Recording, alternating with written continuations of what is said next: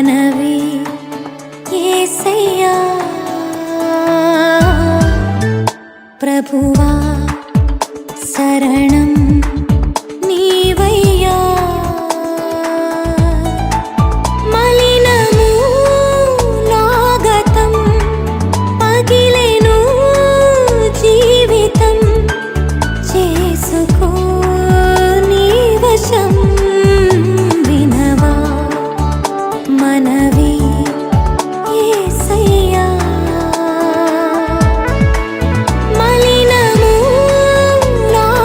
మన ప్రభును రక్షకుడైన యేసుక్రీస్తు పరిశుద్ధ నామమున ఉదయకాల శుభవంతులు చేస్తూ దేవుని యొక్క మహాకృపను బట్టి గడిచిన రాత్రి అంతా దేవుడు మనందరినీ కాచి కాపాడి సజీవులుగా ఉంచి ఉదయకాలం ఆయన సన్నిధిలో గడపడం దేవుడు ఇచ్చిన సమయాన్ని బట్టి దేవుని స్తోత్రం చెల్లిస్తూ మరి ఉదయకాలమున యొక్క జీవితాన్ని నుంచి మనం నేర్చుకునే పాఠాలు ఎవరంటే దెబోరా.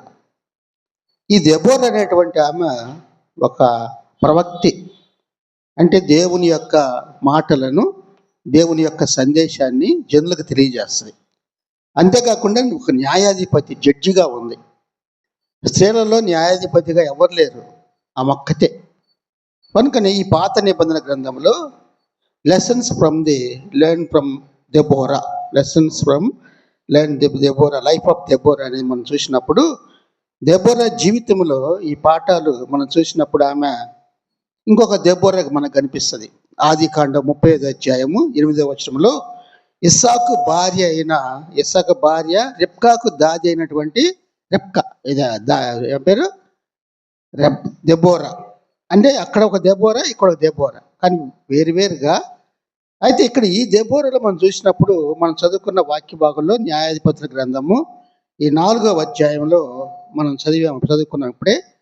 ఆ కాలమున లబ్బీబోతునకు 4వ అధ్యాయం 4వ వచనంలో, ఆ కాలమున లబ్బీబోతునకు భార్య అయిన దెబోరా అను ప్రవక్తి ఇశ్రాయేళ్లకు న్యాయాధిపతిగా ఉండెను. ఇశ్రాయేళ్లకు ఎందుకు న్యాయాధిపతిగా ఉందంటే, ఇశ్రాయేలు కనానీయుల యొక్క చెరలో ఉన్నారు. కనానీయులు వాళ్ళని 20 సంవత్సరాలు వాళ్ళని ఆ చెరలో, అంటే వాళ్ళ దగ్గర వాళ్ళు బందీగా, అంటే బందీ అంటే వాళ్ళని అక్కడే ఉంచారు కానీ వాళ్ళు వెళ్తున్నట్టుగా ఉంది. కనుక వాళ్ళు 20 సంవత్సరాలు ఆ రీతిగా ఉంటే దేవుడు ఈ స్త్రీని వాడుకున్నాడు. కనుక మనం చూస్తే ఈరోజు మన ధ్యానంలో స్త్రీలకు కూడా దేవుడు గొప్ప ప్రాధాన్యత ఇచ్చాడు, పాత నిబంధన కానీ క్రొత్త నిబంధనలు కానీ. కనుక ఇక్కడ ఈ భర్త పేరు లబ్బీబోతు, దెబోరా యొక్క భర్త పేరు లబ్బీబోతు. అయితే ఈయన ఇశ్రాయేలుకి ఎప్పుడైతే ఈమె న్యాయాధిపతిగా ఉందో 4వ అధ్యాయము 5వ అధ్యాయం అంతా మనకు కనిపించేది దెబోరా జీవితమే. 4వ అధ్యాయము న్యాయాధిపతులు, 5వ అధ్యాయంలో. కనుక ఈ మాటలు మనం చూస్తున్నప్పుడు హెబ్రీ భాషలో దెబోరా అంటే తేనెటీగ, హనీబీ అంటాం. ఈ తేనెటీగ మనం ఎలా ఉంటుందో మనకు తెలుసు. కుడితే నొప్పి ఉంటుంది, తర్వాత అది తింటే దాన్ని తేనె, అది తయారు చేసే తేనెని తింటే మధురంగా ఉంటుంది, తీయగా ఉంటుంది. అలాగే ఈమె 2 విషయాల్లో మనం చూసినప్పుడు ఏమో ఆ ఉత్పత్తి చేసే తేనె, ఆ కుట్టడం. తేనెటీగ ఏ లక్షణాలు ఉన్నాయో ఆమెలో ఉన్న లక్షణాలు ఏంటంటే, కనానీయులకేమో బాధను కలిగించింది, ఇశ్రాయేలుకేమో ఏం చేసింది, ఆనందాన్ని కలుగజేసింది. ఈ 2 లక్షణాలు ఈమెలో ఉన్నాయి. కనుక ఈమె 20 సంవత్సరాల కనానీయులు అణచివేత నుండి ఇశ్రాయేల్ విముక్తి పొందటానికి దేవుడి చేత ఏర్పరచబడినటువంటి స్త్రీ దెబోరా. ఈమెకు పెళ్ళయింది, భర్త ఉన్నాడు. మరి భర్త ఉన్నా కానీ ఆమె సేవ చేస్తుందంటే, ఆమె ఏం చేసిందంటే తన ప్రజల్ని కాపాడటానికి బారాక్ నేతని యుద్ధానికి వెళ్ళమని దెబోరా తనతో వస్తేనే, నువ్వు వస్తే నేను వెళ్తానన్నాడు, నువ్వు వస్తే నేను కూడా యుద్ధానికి వెళ్తా అన్నాడు. ఎందుకు అంటే ఆ తర్వాత మనం ధ్యానిస్తాం, ఒక ప్రవక్త కానీ అభిషేకించబడిన వాళ్ళు కానీ ప్రక్కన ఉంటే దేవుడు జయం కలుగు చేస్తున్న ఉద్దేశంతో బారాక్ ఆ మాట అన్నాడు. కనుక దీనిలో మనం మొట్టమొదటి లక్షణం చూస్తే, ఆమె దెబోరాలో ఉన్న లక్షణం ఏంటంటే, వివాహము మరియు పరిచర్య మధ్య ఆరోగ్యకరమైన సమతుల్యం. అంటే ఆమెకి పెళ్ళయింది, తర్వాత పరిచర్య చేస్తుంది, మినిస్ట్రీ చేస్తుంది. ఆ రెంటికి మధ్యలో ఒక బ్యాలెన్స్ చేసుకుంటుంది, సమతుల్యం. ఆ బ్యాలెన్స్ ఉండాల. ఇప్పుడు మనం వివాహం అయ్యి సేవ చేస్తూ ఉన్నామంటే అటు కుటుంబం చూసుకోవాలా, సేవ కూడా జరిగించుకోవాలా. ఈ రెంటి మధ్య బ్యాలెన్స్గా ఉన్నటువంటి స్త్రీగా ఆమె ఉన్నది మనం నేర్చుకోవాల్సిన మొట్టమొదటి పాఠం అది. ఆమె నేర్పుతుంది. ఆమె జీవితం ద్వారా మనం నేర్చుకోవాల్సిన పాఠం ఏంటంటే వివాహము మరియు పరిచర్య మధ్య ఆరోగ్యకరమైనటువంటి సమతుల్యత, బ్యాలెన్స్ అన్నమాట. అది ఏమంటామంటే మెయింటైన్ హెల్తీ బ్యాలెన్స్ అంటాడు. అంటే ఆరోగ్యకరంగా, ఎవరికి కష్టం కలగకూడదు. ఇటు సేవ చేసే దగ్గర కష్టం కలగకూడదు, ఇంట్లో కష్టం కలగకూడదు. ఈ రెంటిని బ్యాలెన్స్ చేసుకుంటా ఆమె చేస్తున్న సేవ కనుకనే ఆమె లప్పిబోతు భార్య అయినా అన్నాడు. అక్కడ ఏమన్నాడు? లప్పిబోతు భార్య అయిన దెబోరా అన్నారు, అంతే. దెబోరా భర్త అనలా, లబ్బీబోతు భార్య అయిన అంటే భర్త పేరు ముందుగా చెప్పాడు. అందుకని అంటే వివాహం అయింది, వివాహము పరిచర్య. ఆమె ఏం చేయాలా? ప్రవక్తినిగా ఉంది. దేవుని దగ్గర నుంచి వచ్చే ఆదేశాన్ని, సందేశాన్ని, ఆ మాటను ప్రజలకు తెలియజేసి సిద్ధం చేయాలి. అంతేకాకుండా ఆమె సరళ వృక్షం దగ్గర కూర్చుంటే న్యాయాధిపతిగా అందరూ వచ్చినప్పుడు వాళ్ళ వివాదాలు తీర్చేది ఆమె. అంత న్యాయంగా ఉండాలి, చెయ్యాలి అంటే కావలసిన జ్ఞానం కావాలా. ఇవన్నీ దేవుడు ఆమెకు ఇచ్చాడు. కనుకనే ఆమె చేసే పనిలో ఒక బ్యాలెన్స్గా ఆమె చేస్తున్నట్టుగా మనం చూస్తున్నాం. ఈ లబ్బిబోత్ అనే మాటకు పూర్తిగా మనం చూస్తే ఆమెకు ఒక పేరు పెట్టారు. భర్త పేరుని బట్టి ఆమెకు ఒక పేరు పెట్టారు. అంటే ఆమె పేరు దెబోరా, అంటే తేనెటీగా అనుకున్నాం. కానీ ఈ లబ్బిబోతుని బట్టి ఆమెను ఏమంటారంటే హిబ్రూ భాషలో ఎషత్ లబ్బిబోత్ అంటారు. ఎషత్ లబ్బిబోత్ అంటే ఆమెకు అర్థం ఏంటంటే వెలుగు గల స్త్రీ, వెలుగు గల స్త్రీ. అంతేకాకుండా ఇంకేంటంటే జ్వాలల స్త్రీ. అంటే లప్పిబోత్ అనే పేరుకి అర్థమే జ్వాల, అంటే మండించటం. కానీ ఈమెకి ఆ పేరుని బట్టి ఈమెకి ఏం పేరు వచ్చిందంటే వెలుగులు గల స్త్రీ అనమాట. అంటే ఈమె వస్తుంటే ఒక దీపములు వచ్చినట్టుగా వెలుగుగా ఉంటుంది అనమాట. అంత గొప్ప పేరు దేవుడు ఆమెకు అనుగ్రహించాడు, ప్రియమైన వాళ్ళరా. కనుకనే దెబోరా భార్యగా తను పిలుపునకు ప్రవక్తిని, న్యాయాధిపతినిగా ఉంది. దేవుడు ఏం చేశాడు? అవని ఒక ప్రవక్తిగా ఉంచాడు, ఒక న్యాయాధిపతిగా ఉంచాడు. ఎందుకంటే ఆమె ఇజ్రాయేలు దేశానికి సరైన నాయకత్వాన్ని వహించే సామర్థ్యం ఆమెకు ఉందంటే దేవుని తోడు ఆమెకుంది. దేవుడు బలపరిచాడు. కనుక 5-7 వచనం మనం చూస్తే న్యాయాధిపతుల గ్రంథము 5వ అధ్యాయము 7వ వచనంలో ఒక మాట మనం చూస్తాం. ఇశ్రాయేలు అధిపతులు లేకపోయిరి, దెబోరా అను నేను రాకమునపు, ఇశ్రాయేల్లో నేను తల్లిగా ఉండకమునపు వారు లేకపోయిరి. అంటే ఆమె ఎలా ఉందంటే, ఇంకోటి ఆమె బిరుదు ఇశ్రాయేళ్లకు తల్లిగా ఉందంట. ఇశ్రాయేళ్లకు అందరికీ ఒక తల్లిగా ఉన్నట్టుగా మనం చూస్తూ ఉన్నాం, ప్రియమైన వర్లరా. కనుకనే మనం ఎప్పుడైతే ఇది బైబిల్ స్టడీ, మార్నింగ్ మనం జరిగేది బైబిల్ స్టడీ. ఈ బైబిల్ స్టడీలో ఒక్కొక్కరి గురించి మనం ధ్యానిస్తాం. ఈ స్టడీ చేసేటప్పుడు ఎందుకు చేస్తున్నామంటే వాళ్ళ నుంచి మనం ఏం నేర్చుకుంటాం, ఆ నేర్చుకున్న దాన్ని బట్టి మనం కూడా ఆ రీతిగా ప్రవర్తించాలి. వాళ్ళని అన్వయించుకొని మనం ఆ రీతిగా ప్రవర్తించడానికి మనం చూడాలి. కనుక ఎప్పుడైతే దెబోరా ఆమె పరిచర్య, కుటుంబ బాధ్యతను రెండు బ్యాలెన్స్ చేసుకొని ఆమె సేవ చేస్తూ ఉన్నట్టుగా, అంతేకాకుండా ఎటువంటి ఆటంకం లేకుండా, అడ్డంకులు లేకుండా విజయవంతమైన పరిచర్య చేసినటువంటి దెబోరా. కనుకనే ప్రియమైన వారరా, దేవుని సేవకుడిగా పరిచర్య, కుటుంబము రెండు ఒక బ్యాలెన్స్ చేసుకుంటా మనం కూడా సేవలో ఉండాలి. ఒకవేళ నువ్వు సేవ చేస్తున్నావా, కుటుంబానికి ఇబ్బంది కలిగించకూడదు. రెండింటిని సమతుల్యముగా బ్యాలెన్స్గా చేసుకొని ఏదైతే దెబోరా చేసిందో, దెబోరా వలె మనం కూడా అటువంటి సేవ, తర్వాత కుటుంబం రెండు చూసుకుంటా ఆ రీతిగా మనం ఉండాలని మొట్టమొదటి పాఠాన్ని మనం నేర్చుకుంటున్నాం దెబోరా వల్ల. రెండవదిగా చూస్తే దేవునితో ఆమెకి సన్నిహిత సంబంధం ఉంది. రెండవది ఏంటంటే దేవునితో సన్నిహిత సంబంధం అంటే have an intimate relationship with God.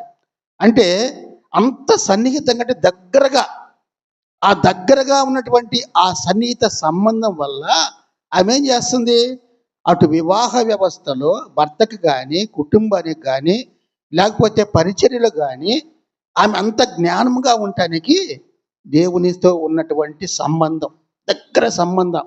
ఆ దగ్గర సంబంధం వల్లే ఆమె ఆ రీతిగా ఉన్నట్టుగా మనం చూస్తున్నాం. ఎప్పుడైతే ఆమె దగ్గర సంబంధం కలిగి ఉందో ఆమె అంటుంది సైన్యాన్ని ఏర్పాటు చేయమని బారాకును పిలిచినట్టుగా మనం చూస్తున్నాం. చూడండి, ఇక్కడ మనం చూస్తే 6వ వచనంలో ఆమె నఫ్తాలి కెదేశులో నుండి అభినోయ కుమారుడైన బారాకును పిలువనంపించి అతనితో ఇట్లా నేను, నీవు వెళ్ళి నఫ్తాయిలలోను జబులీనులోను 10,000 మంది మనుషులను తాబోరు కొండ యొద్దకు రప్పించు. ఎంతమంది? 10,000 మందిని. ఎందుకంటే ఆ రోజు యుద్ధం జరగాల. ఏదైతే కనాను రాజు యాబీను మరి సిద్ధంగా ఉన్నాడు, అతి పెద్ద సైన్యం. మరి అతనితో యుద్ధం చేయాలంటే బారాకుని పిలిచి, బారాకు నువ్వు 10,000 మందిని పోగు చేసి ఆ తాబోరు కొండ దగ్గరికి రా, ఆ కొండ మీద ఉండు, దేవుడు మనకి విజయం కలుగ చేస్తాడు అని ఆ మాట చెప్పినట్టుగా మనం చూస్తున్నాం. ఎందుకంటే దేవుడు విజయం కలుగ చేస్తాడనే మాట అందంటే దేవునితో ఆమెకున్నటువంటి సంబంధం అలాంటిది. దేవుడు ముఖాముఖిగా మాట్లాడేవాడు, అంటే మాటలు చెప్పేవాడు దేవుడు. నువ్వు వెళ్ళి యుద్ధానికి వెళ్ళండి, మీకు నేను విజయాన్ని ఇస్తాననే మాట అంటాడు. కనుకనే ప్రియమైన వాళ్ళరా, ఈ న్యాయాధిపతుల గ్రంథంలో ఒకసారి మనం చూస్తే 6-7 వచనాల్లో, ఒకసారి 6వ వచనం, ఆమె నఫ్తాలి దేశం నుండి అభినోయు కుమారుడైన బారాకును పిలువనింపించి ఇట్లా నేను, నీవు వెళ్ళి నఫ్తాలీలోను జబూనీల్లోను, అంటే ఇస్రాయేల్తో పాటు ఉన్నటువంటి వాళ్ళల్లో 10,000 మందిని నువ్వు యుద్ధానికి సమకూర్చు. యుద్ధానికి సమకూర్చి ఎక్కడికి వెళ్ళాలా? నువ్వు ఎప్పుడైతే మరి యుద్ధానికి సమకూర్చి తాబోరు కొండ యొద్దకు వెళతావో అక్కడ యాబీను సైనాధిపతి అయినటువంటి సీసెరా అక్కడ ఉంటాడు. సీసెరా ఉంటాడు, యుద్ధానికి వచ్చాడు. కనుక అక్కడి నుంచి ఇక్కడ ఏమన్నాడు ఒక మాట చదవండి, 7వ వచనంలో, సేనాధిపతి అయిన సీసెరా అని అతని రథములను సైన్యములను కీషోను ఏటి యొద్ద కూర్చి నీ చేతికి అతన్ని అప్పగించదనని ఇశ్రాయేలు దేవుడైన యెహోవా సెలవిచ్చి ఉండలేదా? అంటే ఆమెకు ముందుగా తెలియజేశాడు దేవుడు, నువ్వు బారాకుని పిలు, 10,000 మంది సైన్యాన్ని తాబోరు కొండ మీద తీసుకెళ్ళు. ఈ తాబోరు కొండ మీద తీసుకెళ్ళినప్పుడు నేను సీసెరాని అక్కడ పంపిస్తా, ఆ కింద ఏటిలో. ఆ పంపించినప్పుడు మీకు విజయం వస్తుంది అని దేవుడు ఆమెతో మాట్లాడిన మాట బారాకు జ్ఞాపకం చేస్తుంది. బారాకు ధైర్యంగా ఉండు, దేవుడు మనకు తోడుగా ఉన్నాడు, దేవుడు మనకి విజయాన్ని ఇచ్చేవాడు అంతే అనే మాట అన్నదంటే ఆమె ఒక ప్రవక్తిగానే పిలువబడుతున్నాం. ప్రవక్త అంటే దేవుని యొక్క ఆదేశాన్ని, దేవుని యొక్క సందేశాన్ని, మాటలను ప్రజలకు చెప్పి సిద్ధపరుస్తారు వాళ్ళు, ఇది జరుగుతుందని.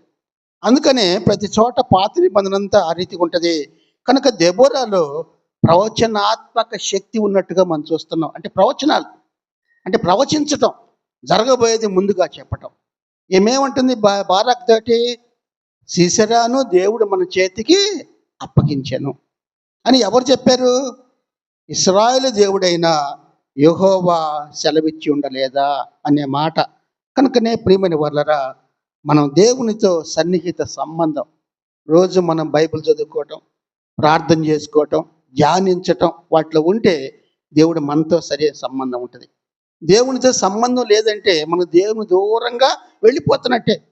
దేవునితో సంబంధం కలిగితే దేవుడు మనతో మాట్లాడతాడు, ఆయన మాట్లాడి నడిపిస్తాడు.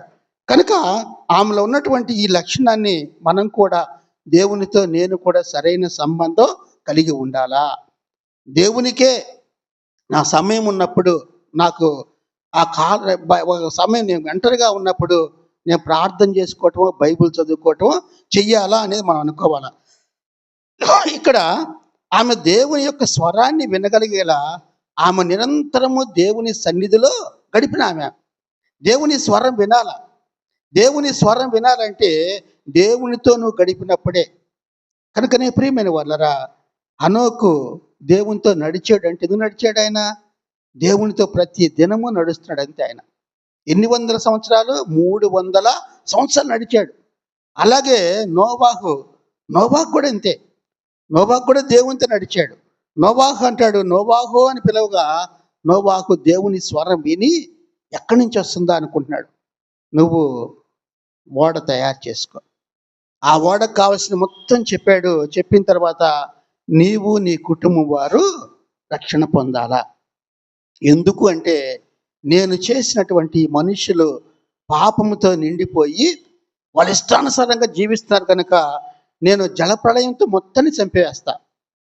ఈ ఓడలో ఎవరున్నారో పక్షులు కానీ జంతువులు కానీ లేకపోతే పురుగులు కానీ మీ కుటుంబము మాత్రమే రక్షణ పొందుతుంది. ఎందువల్ల నోవాహు చేశాడు? దేవుడు చెప్పిన మాటన్నిటిని బట్టి ఆ ఓడను తయారు చేస్తే జనాలందరూ నవ్వుకుంటా ఉన్నారు.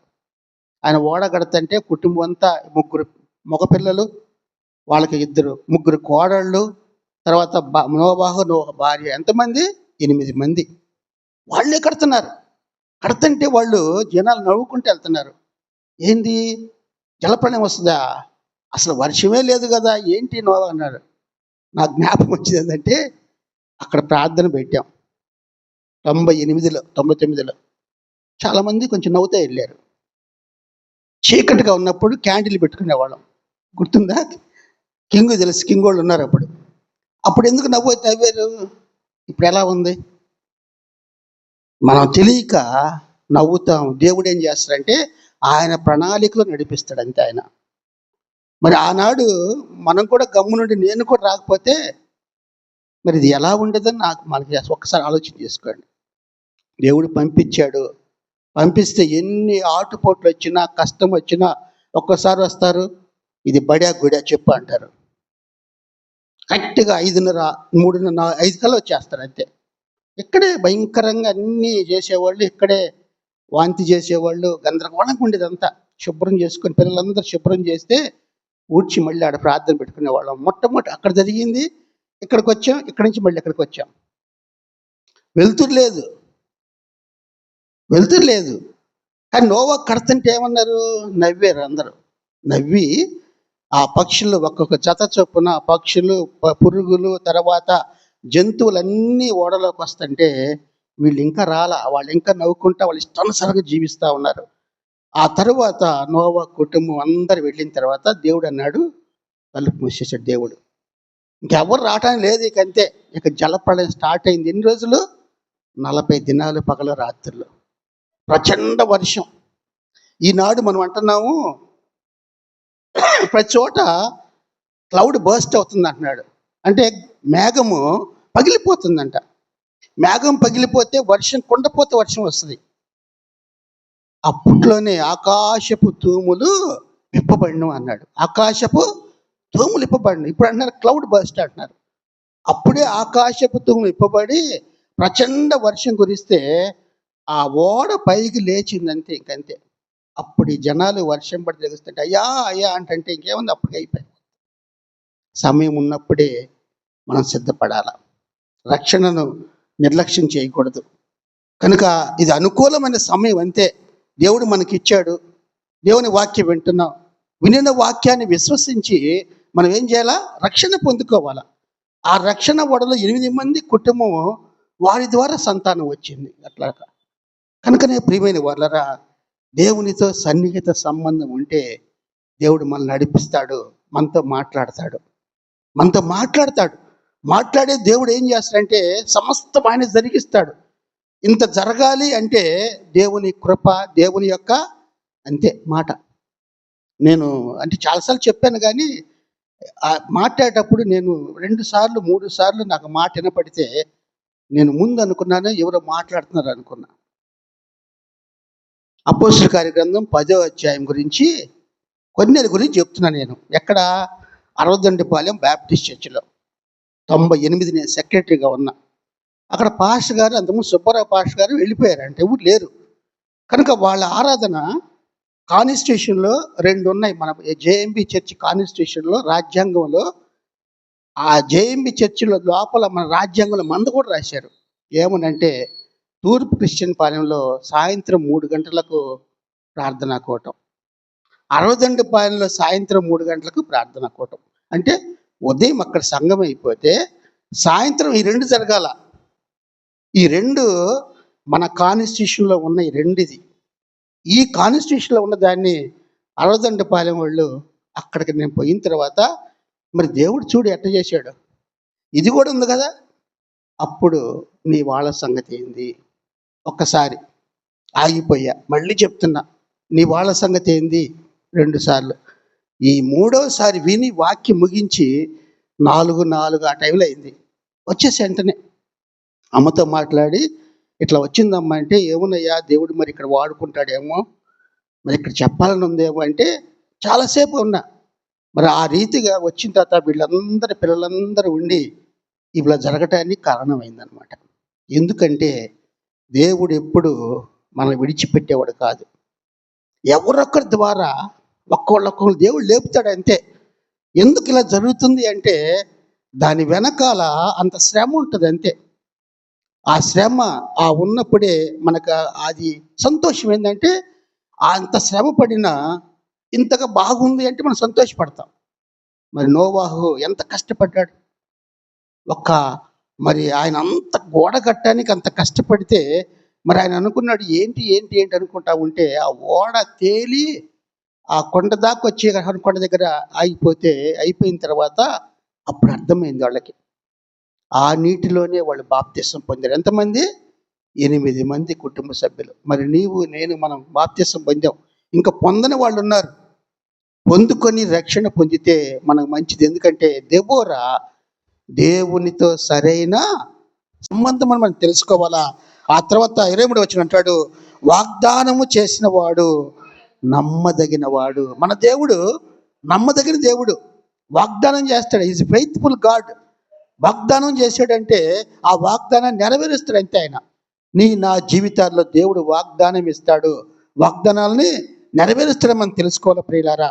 కనుకని అంటాడు ఇక్కడ, కనుక మన నిరీక్షణ విషయమై మనం ఒప్పుకున్నది నిశ్చలముగా పట్టుకుందాము. ఏదైతే ఒప్పుకున్నామో, ఏదైతే దేవుడు మనకు ఆజ్ఞ ఇచ్చాడో దాన్ని మన నిశ్చలంగా మనం పట్టుకోవాలి, గట్టిగా పట్టుకొని దాని ప్రకారం మనం వెళ్ళాలి.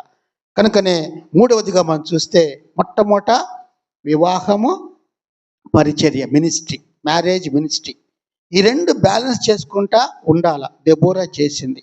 మన జీవితాల్లో మనం కూడా కుటుంబాన్ని చూసుకోవాలా, దేవుని గురించి చూసుకోవాలి, మనం దేవుని యొక్క దానిలో. కనుక 2వదిగా చూస్తే ఆమె దేవునితో సరైన సంబంధం కలిగి ఉంది. 3వదిగా చూస్తే నమ్మకమైన నాయకుడిగా మరియు ప్రోత్సాహంగా ఉండాలి. మనం ఎలా ఉండాలంటే నమ్మకమైన నాయకుడిగా, ప్రోత్సాహకరంగా అంటే ఇతరులు పురుగులు పట్టం, ఇతరులకు మనము ఎంకరేజ్ చేయటం. కనుక నమ్మకమైన నాయకత్వం అంటే ఎలా ఉందంటే be a trusted leader and an encourager అంటారు. అంటే నమ్మకమైన నాయకత్వం ఉంది ఆమెలో. అంతేకాదు ఒక రకమైన ప్రోత్సాహం ఉంది. ఏం ప్రోత్సాహం? ఇశ్రాయేలును ప్రోత్సహిస్తుంది. దేవుడు మాట్లాడాడు, దేవుని స్వరం విన్నా, దేవుడు మనకు విజయాన్ని ఇస్తాడు, కనుక మీరు వెళ్ళండి. కనుక అటువంటి ప్రోత్సాహము ఆమెలో ఉందని మనం తెలుసుకోవాలి ప్రియులారా. మనం కూడా ఇతరులకి మనం నాయకత్వం చేసేటప్పుడు మనమే నాయకులం కాదు, ఇతరులను కూడా మనం ఏం చేయాలా? ప్రోత్సహించాలి. ప్రోత్సహించి మనం నడిపించే వారిగా ఉండాలా. దెబోరా బారాకుని పిలిపించింది. పిలిపించి ఏముంది? 20 సంవత్సరాలుగా ఇశ్రాయేలీలను అణిచివేస్తున్న కనానీయులు ఈరోజు ఈ దినము మన చేతులు చిక్కుతారు. ఎన్ని సంవత్సరాలంతా? 20 సంవత్సరాలు వాడు పడిన బాధ, శ్రమ, కష్టము, వాటన్నిటి గురించి ఈ దినము దేవుడు మనకు విజయము కలుగ చేస్తాడు. ఎంత గొప్ప ధన్యత. కనుక మనకు కూడా మన జీవితాల్లో, కుటుంబంలో ఏ సమస్య ఉందో, ఏ కష్టం ఉందో, ఏ బాధ ఉందో, ఆ బాధలన్నింటినీ దేవుడు తీర్చేవాడు ఆయన. ఎందుకంటే ఆయన నమ్మదగిన దేవుడు. ఆయన నమ్మితే ఆయన బిడ్డలను ఎప్పుడు ఆయన మర్చిపోడు. అంటాడుగా, నిన్ను విడువను, ఎడబాయను, నిబ్బరము కలిగే ధైర్యముగా ఉండము అంటాడు. మనం విడిచిపెట్టాడు కాదు, మనమన్నా చేయి విడిచిపెడతాం, కానీ ఆయన ఎప్పుడు మనల్ని పట్టుకొని ఉండే దేవుడే. అటువంటి దేవుణ్ణి మనం నమ్మినప్పుడు మన నమ్మకానికి ఆయన అంత గొప్ప ధన్యతలు మనకిస్తాడని దేవుడు తెలియజేస్తున్నాడు. కనుక ప్రియమైన వాళ్ళరా, ఆమె ఎప్పుడైతే మాట్లాడిందో, ఆ మాట చెప్పిందో, ఆ సందేశాన్ని బారాకు విన్నాడు, సిద్ధంగా ఉండాలని ఆమె విశ్వసించింది. బారాకు, నువ్వు విన్నావు కదా, 10,000 మందిని నువ్వు కూర్చుకొని సైన్యాన్ని, ఇశ్రాయేలు మొత్తంలో ఉన్నటువంటి ప్రక్క వారిని తీసుకొని ఆ కొండ మీదకి రా, ఆ కొండ మీద నువ్వు ఉండు, అనగా ఆమె ఆదేశాన్ని ఆయన పాటించాడు, కానీ కొంచెం భయపడ్డాడు. భయపడాడంటే పిరికివాడేం కాదు, కానీ అతనితో కూడా దెబోరా రావాలని యుద్ధానికి. ఒకసారి చూడండి, న్యాయాధిపతుల గ్రంథము 4వ అధ్యాయము 8వ వచనంలో అంటాడు. 4వ అధ్యాయము 8వ వచనం చూస్తే మనకి, బారాకు, నీవు నాతో కూడా వచ్చిన యెడల నేను వెళ్ళేదను, కానీ నీవు నాతో కూడా రాని యెడల నేను వెళ్ళనని ఆమెతో చెప్పాను. ఇప్పుడు మనం వెళ్తున్నాం బయటికి, మనం ఏమంటాము?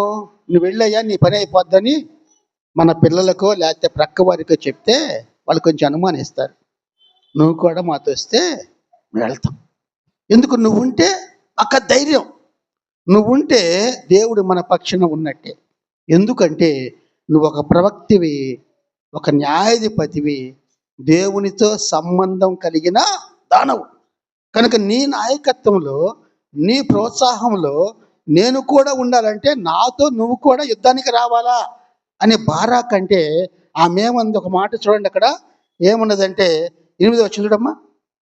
అప్పుడు ఆమె 9వ వచనం, నేను నీతో అగత్యముగా వచ్చేదను, అయితే నీవు చేయు ప్రయాణం వలన నీకు ఘనత కలగదు.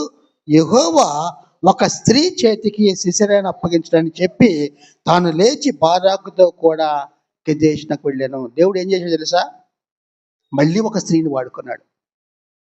ఆ స్త్రీ ఎప్పుడైతే యాయేలు అనే స్త్రీ, ఆమె ద్వారా సీసెరా మరణిస్తాడు. నువ్వు అనుకుంటావు నీ ద్వారా అయిందని. కాదు, దేవుడు ఒక స్త్రీని ముందుగా సిద్ధం చేసుకున్నాడు. ఆమె వల్లనే ఆ యుద్ధము మనకి విజయం కలుగుతుందనే మాట ఆమె చెప్పినట్లు మనం చూస్తున్నాం ప్రియులారా. ఎందుకు అంటే బారాకు విశ్వాసం ఉంది, కానీ ఈమె కూడా పక్కన ఉంటే ఇంకా ప్రోత్సాహకరంగా ఉంటుంది కనుక, ఆమె నాయకత్వం కనుక ప్రోత్సాహంగా ఉంటుంది ప్రవక్తని అని ఆయన ధైర్యం కోసం అన్నాడు. కనుక బారాకును గురించి విశ్వాసుల పట్టికలో కూడా ఉన్నాడు. చూడండి ఒకసారి, హెబ్రీయులకు రాసిన పత్రిక 11వ అధ్యాయము, హెబ్రీయులకు రాసిన పత్రిక 11వ అధ్యాయము 32వ వచనం చూస్తే, 32వ వచనం అంటాడు కదా, అక్కడ చదువమ్మా. బారాకు పేరు కూడా విశ్వాసుల పట్టికలో ఉంది అక్కడ 11:32. అమ్మ 32 అమ్మా, చదువు.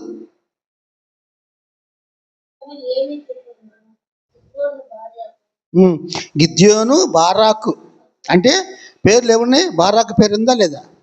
విశ్వాసుల పట్టికలో గిద్యోను, బారాకు, మిగతా వారు ఉన్నారు. ఎందుకంటే బారాకు విశ్వాసం గలవాడే కనుక విశ్వాస వీరుల పట్టికలో బారాకు పేరు ఉందంటే వాళ్ళకి విశ్వాసం ఉంది. కానీ నువ్వు ప్రోత్సహిస్తావు కనుక నాతో నువ్వు వస్తే బాగుండు అనే మాట అన్నప్పుడు ఆ మంది అగత్యముగా నేను వస్తా, తప్పకుండా వస్తా, కానీ నీ వల్ల యుద్ధంలో జయం కలగదు.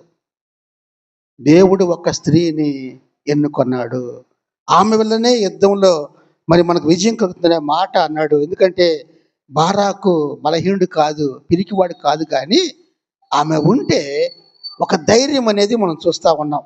కనుకనే ప్రియమైన వాళ్ళరా, ఎప్పుడైతే కనాను రాజు అనే యాబీను సైన్యాన్ని సరైన సమయంలో దాడి చేయటానికి బారాకును ప్రేరేపించింది. కనాను రాజు పేరు యాబీను. అతను సిద్ధంగా ఉన్నాడు, వాళ్ళ సైన్యాధిపతి సిసెరాని పంపించాడు. కనుక వాళ్ళు ఏంటంటే ఎలాగైనా వాళ్ళు జయిస్తాము అనుకున్నారు అంతే. ఇశ్రాయేలు ఎన్నిసార్లు దేవుడు కాపాడాడంటే, వీళ్ళకంటే పెద్ద అశ్షూరులు వాళ్ళే పెద్ద సైన్యాలు ఉన్నా అటువంటి వారి నుంచే దేవుడు కాపాడాడు. హిజ్కియా సమయంలో కూడా అంతే. హిజ్కియాకు వార్నింగ్ ఇస్తాడు అశ్షూరు రాజు వచ్చి పంపించి, మేము రేపు ముట్టడి చేస్తున్నాం కనుక మిమ్మల్ని మొత్తాన్ని మేము తీసుకెళ్తామని చేస్తే అప్పుడు ప్రార్థన చేస్తాడు. దావీదు ఏ రీతిగా ప్రార్థన చేశాడో హిజ్కియా ఆ రీతిగా ప్రార్థన చేస్తే దేవుడు ఏం చేశాడు? ఆ సైన్యం ముట్టడి చేసి ఆ ఊర్లో అక్కడే తిష్ట వేశారు అంతే. ఒక్కసారి దేవుని వెలుగు వచ్చి ఆ వెలుగు ద్వారా, కత్తి ద్వారా సైన్యం మొత్తం చనిపోయారు. అశ్షూరు రాజు లేచి వాళ్ళని పిలుస్తుంటే కళ వచ్చింది, అతని కళ్ళకు వచ్చింది. బయటకు చూస్తే ఒక్కొక్క శవం అన్ని శవాలే. ఏందంటే అప్పుడు యెహోవా అంటుంటే పెద్దగా అరుస్తున్నాడు. ఎందుకంటే ఇది యెహోవా చేశాడని. ముందేమో ఎవరు మిమ్మల్ని కాపాడుతాడు అన్నాడు, మా దేవుడని యెహోవా కాపాడుతాడు. యెహోవా ఎవరు అన్నాడు. ఇది జరిగిన తర్వాత యెహోవా యెహోవా అని పిలుస్తా అతను పిచ్చి పట్టివాడు వెళ్ళిపోయాడు. అతని తర్వాత అతని కుమారులే అతను చంపేశాడు. అటువంటి భయంకరమైన సైన్యాల నుంచే దేవుడు ఇశ్రాయేలును కాపాడాడు.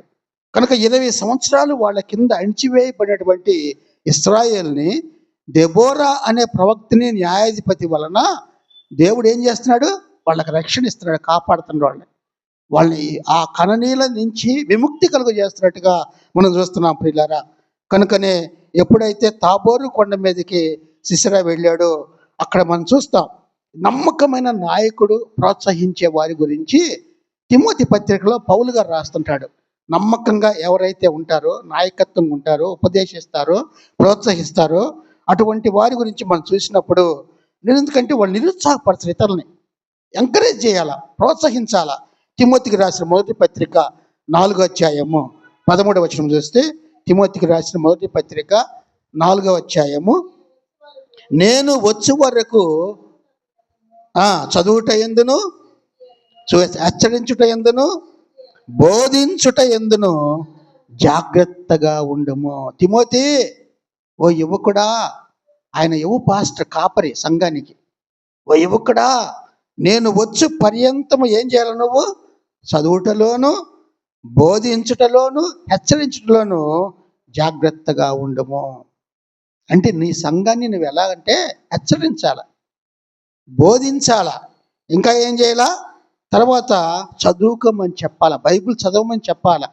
కనుక అవన్నీ చెప్తూ తిమోతికి రాసిన 2వ పత్రిక 4వ అధ్యాయము 2వ వచనంలో ఒక మాట ఉంది, వాక్యమును ప్రకటించుము, సమయమందును అసమయమందును ప్రయాసపడుము, సంపూర్ణమైన దీర్ఘశాంతముతో ఉపదేశించు, ఖండించుము, గద్దించుము, బుద్ధి చెప్పుము.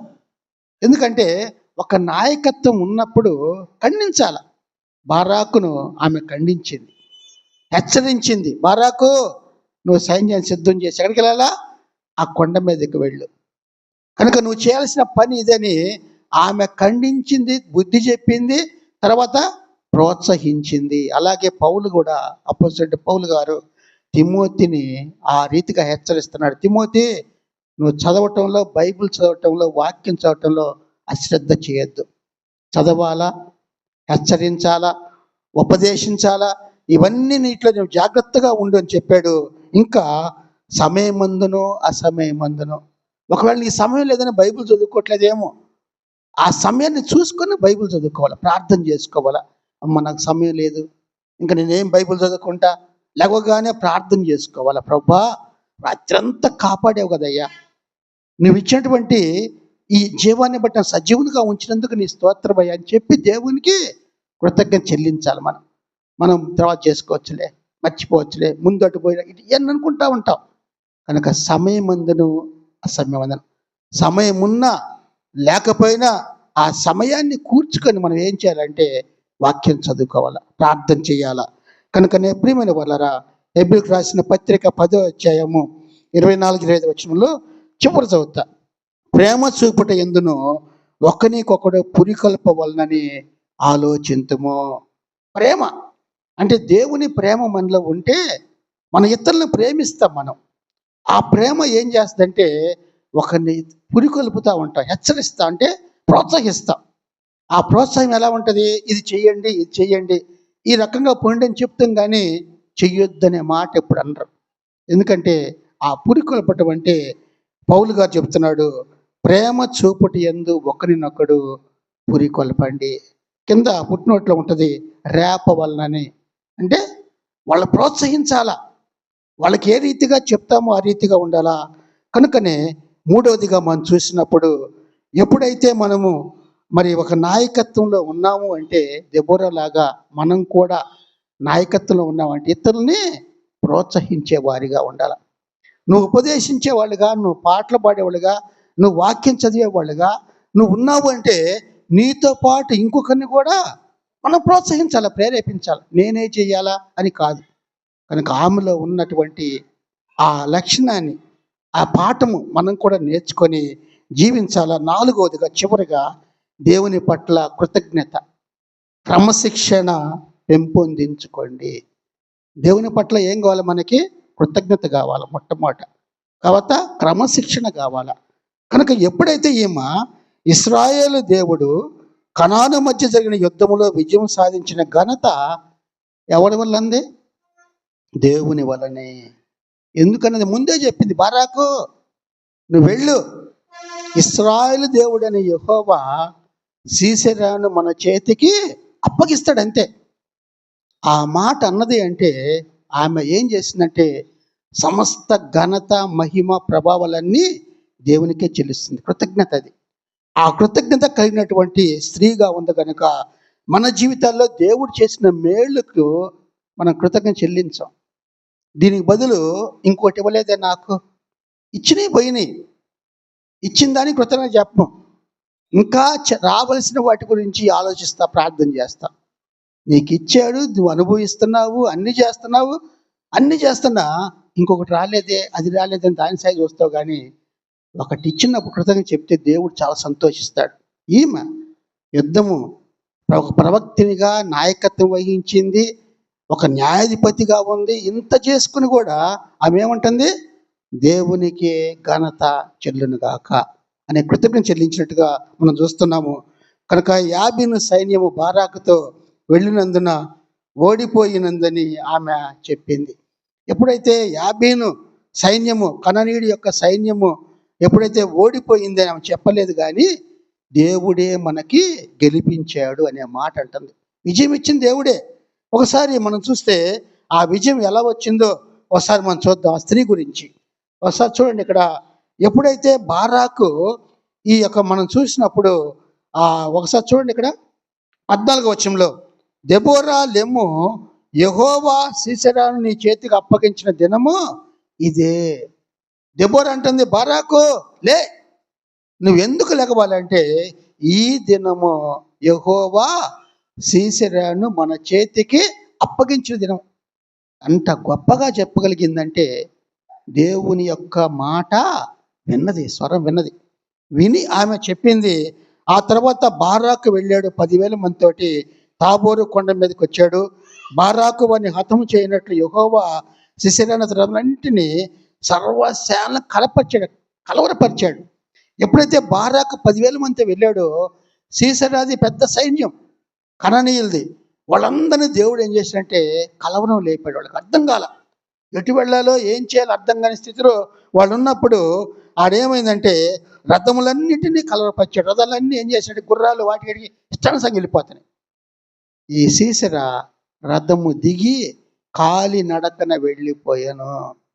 దేవుడు దించేశాడు అంతే. ఆ కాలి నడకన వెళ్ళి ఒక చోట ఉన్నాడు. ఆ చోటే 17వ వచనం చూడండి. హోసోరు రాజైన యాబీనుకు కనానీయుడైన హెబెరు వంశస్థులకు సమాధానం కలిగినక సీసెరా కాలి నడకన కయ్యనుడకు హెబెరు భార్య అయిన యాయేలు గుడారమునకు పారిపోయాను. ఎందుకంటే వీళ్ళకి సంబంధాలు ఉండే, తెలిసిన వాళ్ళే, దగ్గర వాళ్ళే కనుక ఆ గుడారానికి వెళ్ళి అక్కడ దాక్కుందాం అనుకున్నాడు. ఆ దాక్కుంటే దేవుడు ఏం చేశాడంటే ఆ హెబెరు భార్య అయిన యాయేలును దేవుడు ప్రేరేపించాడు. లోపలికి వచ్చాడు, అలసిపోయాడు, ఇద్దరిని తప్పించుకొని వచ్చాడు కదా. తగిలిసిపోయిన తర్వాత ఆమె ఏం చేసిందంటే మంచినీళ్ళు ఇవ్వమన్నాడు. ఆమె పాల బుడ్డి ఇచ్చి, అయ్యా పాల బుడ్డి తాగు అంటే తాగాడు. ఒక గొంగళి ఇచ్చి కప్పుకోమంటే ఆమె చూసింది, చూసి బయటికి వెళ్ళింది. ఎవరన్నా వస్తే నేను లేనని చెప్పు అని, నువ్వు వాకిట్లోనే ఉండు అన్నాడు గుడారంలో. ఏమో లోపలికి వచ్చి బాగా గాఢ నిద్రలో ఉన్నప్పుడు ఒక మేకు తీసుకొచ్చి కణత కొట్టేసింది, అంతే. దిగ్గొట్టింది. ఆ దిగ్గొట్టగానే చనిపోయాడు అక్కడ. ఎందుకు చేసింది ఆమె?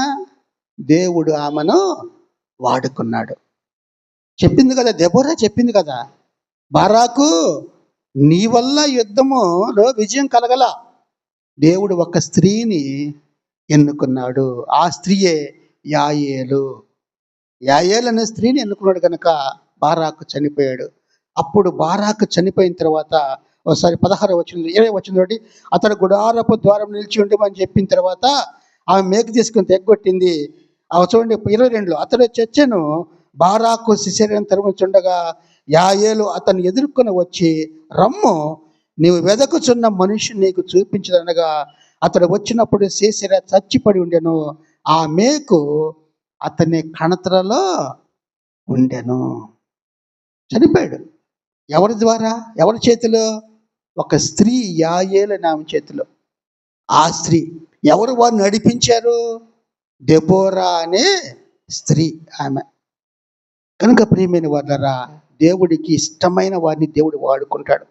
ఎవరు దేవుడు వాడుకోవాలో అప్పుడు అంటాడు ఇక్కడ, చూడండి ఇక్కడ 24వ వచనంలో, తరువాత వారు కనాను రాజైన యాబీను సంహరించే వరకు ఇశ్రాయేలు చెయ్యి కనాను రాజైన యాబీను విరోధముగా అంతకంతకు హెచ్చుచూ వచ్చాను. అంటే వాళ్ళకి బలం ఎక్కువైపోయింది ఇశ్రాయేలుకి.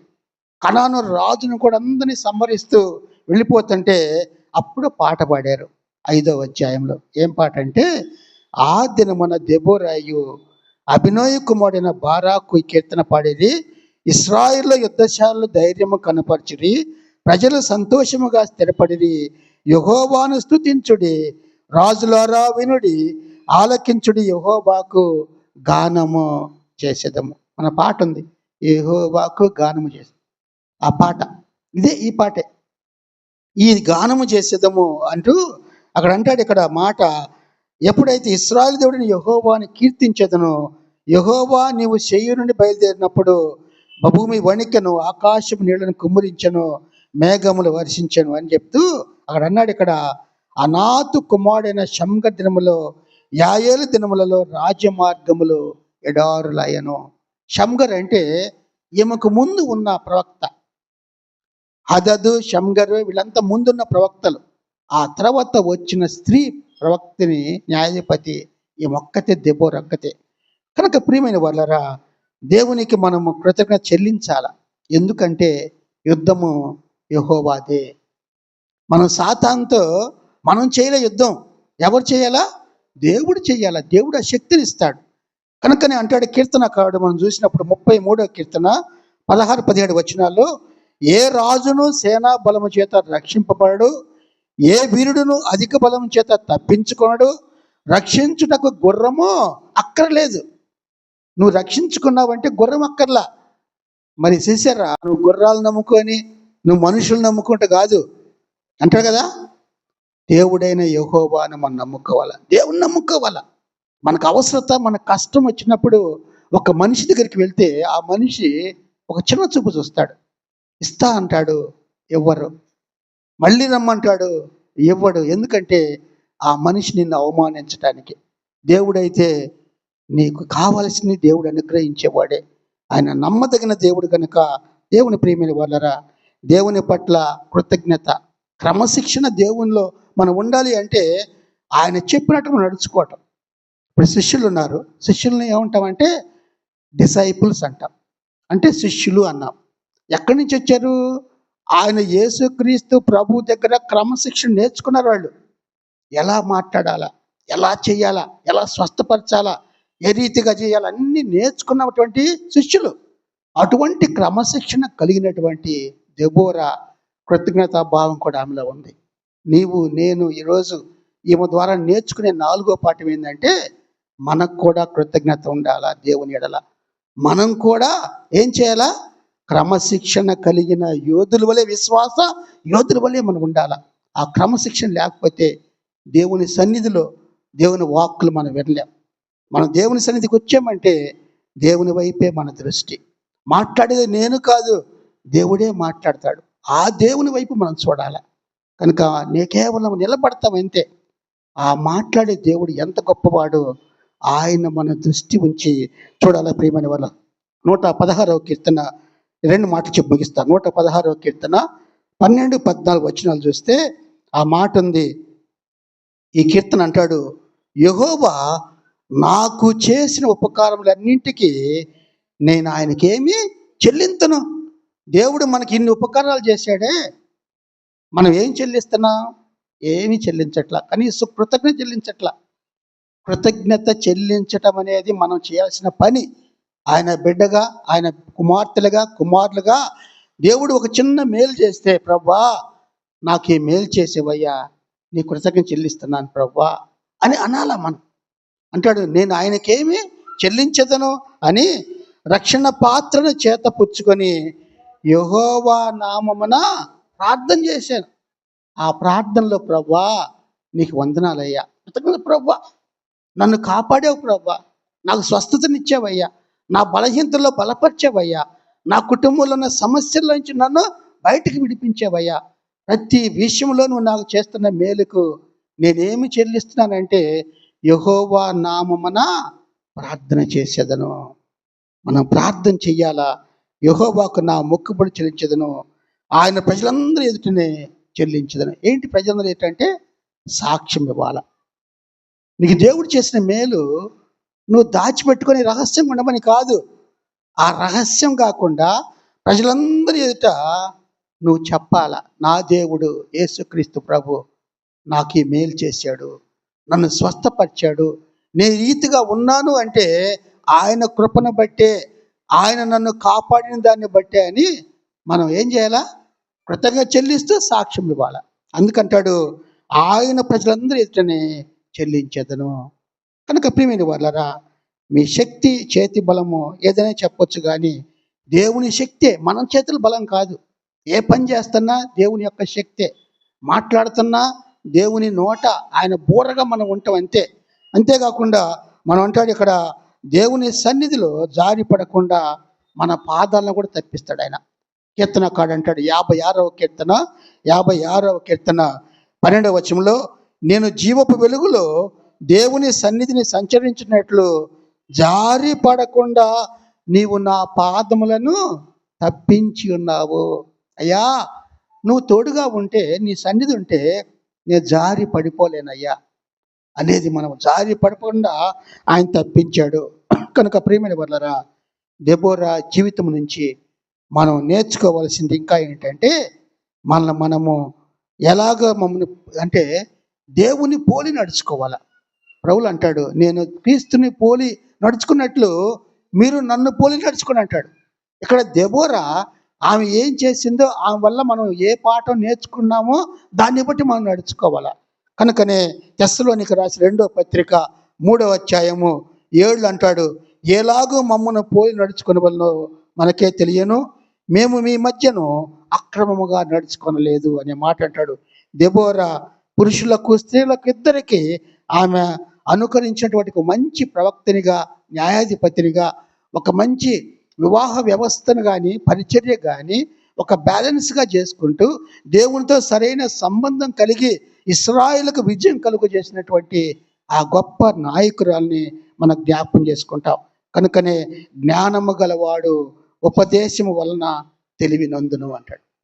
కనుక మన జీవితాల్లో మనం కూడా జ్ఞానము ఎప్పుడైతే గలవాడు అంటే దేవుడే మన జ్ఞానం, యేసయ్యే. ఆ జ్ఞానము మన వల్ల, ఉపదేశం వల్ల తెలివి ఏదైతే మనకు బోధించబడుతుందో దానివల్ల మనకు తెలివి వస్తుంది. అవి నేర్చుకొని దెబోరా జీవితం నుంచి పాఠాలు మన జీవితాలకు అన్వయించుకోవాలని దేవుని నేను కోరుతున్నాను. ప్రార్థన చేసి తరలో వంచి, ప్రభా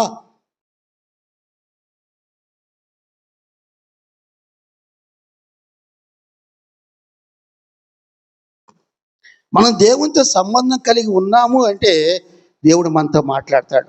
దేవునితో మనతో మాట్లాడాడు అంటే మనం దేవుని చెప్పినట్టుగా నడుచుకుంటాం. మనం దేవుడు చెప్పినట్టుగా ఆయన ఏం చేస్తాడు, ఇది జరగాలి జరగాలి అంటే జరుగుద్ది అంతే.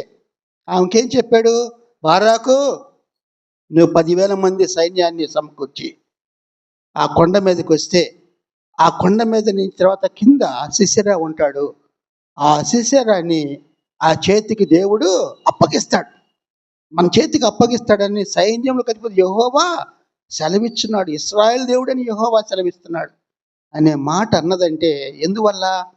దేవునితో ఆమెకున్న సరైన సంబంధం, సహవాసం. ఆ సహవాసము నీకు నాకు మనందరూ కలగాలని దెబోరా జీవితం ద్వారా మనం నేర్చుకునే పాఠం రెండవది. ఎందుకంటే మనకు దేవునితో సంబంధం మనకు కావాలా, సాతానుతో కాదు. సాతానుడు మనం నశింపజేస్తాడు, నరకాన్ని తీసుకెళ్తాడు. యేసుక్రీస్తు ప్రభుతో మనకు సరైన సంబంధం ఉంటే పరలోకాన్ని తీసుకెళ్తాడు, నిత్య జీవం ఇస్తాడు. అక్కడ మనం సదాకాలము జీవిస్తూనే ఉంటాం. ఇక్కడ కళ్ళు మూస్తాం, అక్కడ కళ్ళు తెరుస్తాం అంతే. అక్కడ కళ్ళు తెరిచామంటే అక్కడ మేలుకొనే ఉంటాం అనమాట. ఇక్కడ నిద్రపోతాం, అక్కడే మేలుకుంటాం. మేల్కొని ప్రభుని స్తుతిస్తూ ఉంటాం. అటువంటిది మరి ఆ దెబోరా అటువంటి కార్యం చేసినట్టుగా మనం చూస్తున్నాం ప్రియులారా. ఓసారి మనం చూస్తే హెబ్రీయులకు రాసిన పత్రిక 10వ అధ్యాయము, అపోస్తలుడైన పౌలు హెబ్రీయులకు రాసిన పత్రిక 10వ అధ్యాయము 22-23 వచనాలు చూస్తే, మనస్సాక్షి కల్మషము తోచకుండానట్లు ప్రోక్షించబడిన హృదయములు కలవారమును నిర్మలమైన ఉదకముతో స్నానము చేసిన శరీరములు కలవారమునై ఉండి విశ్వాసములో సంపూర్ణ నిశ్చయిత కలిగి. మన విశ్వాసములో సంపూర్ణ అంటే పూర్తి నిశ్చయిత ఉండాలి. ఆ నిశ్చయిత మనలో ఉన్నప్పుడే యథార్థమైన హృదయముతో మనము దేవుని సన్నిధానమునకు చేరుదము. యథార్థమైన హృదయం రావాలంటే విశ్వాసంలో నిశ్చయిత ఉండాలి, నిలకడ ఉండాలి. ఆ నిశ్చయిత ఎప్పుడైతే ఉంటుందో యథార్థ హృదయమై దేవుని సన్నిధానమునకు చేరుదము.